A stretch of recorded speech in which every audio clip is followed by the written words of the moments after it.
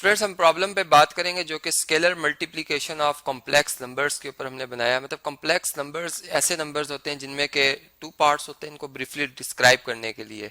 एक होता है रियल पार्ट और एक होता है इमेजिनरी पार्ट। मतलब जब मैथमेटिशियन ने इस इक्वेशन को सॉल्व करना चाहा कि जिसमें कि x square plus one equal to zero था, ठीक है, और हमारे पास एक रिलेशन आ रहा था कि जी जो वेरिएबल है उसका स्क्वायर नेगेटिव वन के इक्वल है, जो कि रियल में इम्पॉसिबल था। तो फिर इससे जो है लियोनार्ड यूलर ने ऐसा सपोज किया कि अगर फर्ज करें अगर हम स्क्वायर रूट ले लें दो तरफ, तो नेगेटिव जो अंडर रूट मतलब नेगेटिव वन का जो अंडर रूट आ रहा है इसको उन्होंने फर्ज कर लिया था कि ये एक आयोटा कोई एक इमेजिनरी नंबर आए। तो फिर इस तरीके से वो जो एक नंबर जो कि रियल पार्ट प्लस उसके साथ अगर कोई इमेजिनरी पार्ट आ रहा हो तो फिर उसे कहा गया कि ये जो है वो कॉम्प्लेक्स नंबर्स हैं। और फिर कि तमाम रियल नंबर भी कॉम्प्लेक्स ही होते हैं, ये बात तो हम जानते ही हैं, ठीक है। तो ये इस तरह से कॉम्प्लेक्स नंबर की जो है वो हम कह सकते हैं बेस बनी, या इसकी जो है एक तरह से उसको मतलब बनाया गया, ठीक है। अब जब कॉम्प्लेक्स नंबर्स का पता चला तो अब इसमें अगर हम कोई भी रियल नंबर लेते हैं, जैसे जानते हैं हम जैसे 5 एक रियल नंबर है और 5 एक कॉम्प्लेक्स नंबर भी, क्योंकि अगर मैं 5 को ऐसे लिख दूं कि 5 प्लस 0 आयोटा, इसका इमेजिनरी पार्ट भी साथ में डिस्क्राइब कर रहा हूं, तो ये एक कॉम्प्लेक्स नंबर है, ठीक है। और तमाम रियल नंबर्स कॉम्प्लेक्स होते हैं जैसे कि मैं ऑलरेडी आपको बता ही चुका हूं। तो फिर हमारे पास, चले इसको मैं 5 को जरा नीट करके लिख दूं, तो फिर हमारे पास मतलब जो हम किसी नंबर को जैसे 2 से मल्टीप्लाई करते हैं, तो मल्टीप्लीकेशन बेसिकली एडिशन की एक सिंपल फॉर्म है। क्या मतलब हुआ, जैसे मैं लिखता हूँ 2 मल्टीप्लाई बाय 5, तो इसका मतलब होता है कि 5 जो है वो अपने आप में दो दफा ऐड हो रहा है, ठीक है। 5 प्लस 5 दो दफा ऐड हुआ तो आपका आंसर आ जाएगा 10।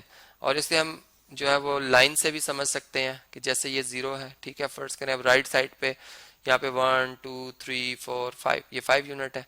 अब इसमें मजीद 5 ऐड करना है तो 1 2 3 4 5, हम यहाँ इस पोजीशन पे आ जाएंगे, ठीक है।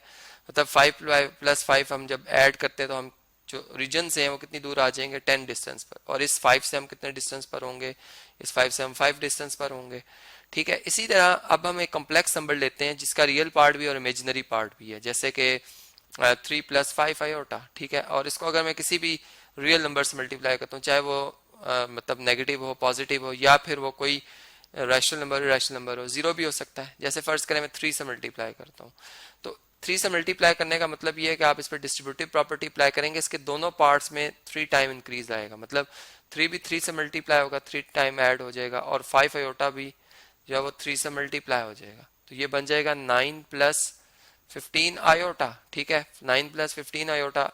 और इस बात को हम ग्राफिकली भी समझ सकते हैं। देखें ये हमारे पास मतलब चले मैं रियल एक्सिस और इमेजिनरी एक्सिस ड्रॉ करता हूँ। सबसे पहले ये हमारे पास रियल एक्सिस है, ठीक है, ये हमारे पास रियल एक्सिस है, और ये हमारे पास क्या है जी, ये हमारे पास इमेजिनरी एक्सिस है IMG, ये हम IMG इमेजिनरी एक्सिस है, और ये हमारे पास क्या है रियल एक्सिस है, ठीक है। और ये हमारे पास क्या है जी ओरिजिन है, ठीक है। अब जो ये पॉइंट है हमारा, चले हम इसकी बात करें 3 प्लस 5 आयोटा, इसका मतलब रियल एक्सिस के लॉन्ग हमने 3 यूनिट चलने हैं, 1 2 3, यहाँ पे मैं थोड़े और भी ड्रॉ कर देता हूँ 4 5 6 7 8 9 10 तक, ठीक है। चलें जी ये 3 है, ठीक है, यहाँ पर क्या आ रहा है जी 3 आ रहा है, और 9 कहाँ पे आ रहा है जी 4 5 6 7 8 9 यहाँ पे आ रहा है, ठीक है। और इसी तरह जो इमेजिनरी एक्सिस के लॉन्ग है 5, और हमें क्या चाहिए 15। तो फर्स्ट कर लेते हैं ये 1 यूनिट, ये 2, ये 3 4 5 6 7 8 9 10 11 12 13 14, यहाँ पे 15 कहीं आ रहा है, मतलब अंदाजन मैंने बात की है ये 15 आ रहा है। और 5 कहाँ पे आ रहा था जी 1 2 3 4 5 यहाँ पे आ रहा था, ठीक है।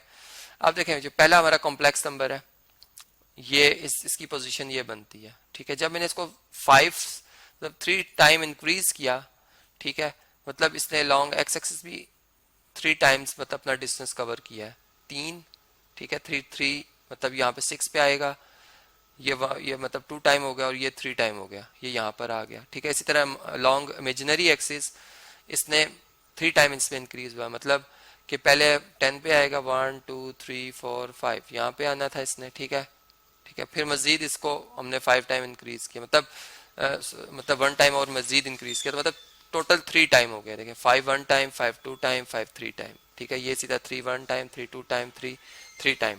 तो फाइनली हम जिस पोजीशन पर होंगे वो होगी हमारी ये, मतलब लॉन्ग एक्स एक्सिस हमने जो डिस्टेंस तय किया होगा वो 9 होगा, और लॉन्ग वाई एक्सिस जो हमने डिस्टेंस कवर कर लिया होगा वो 15 होगा।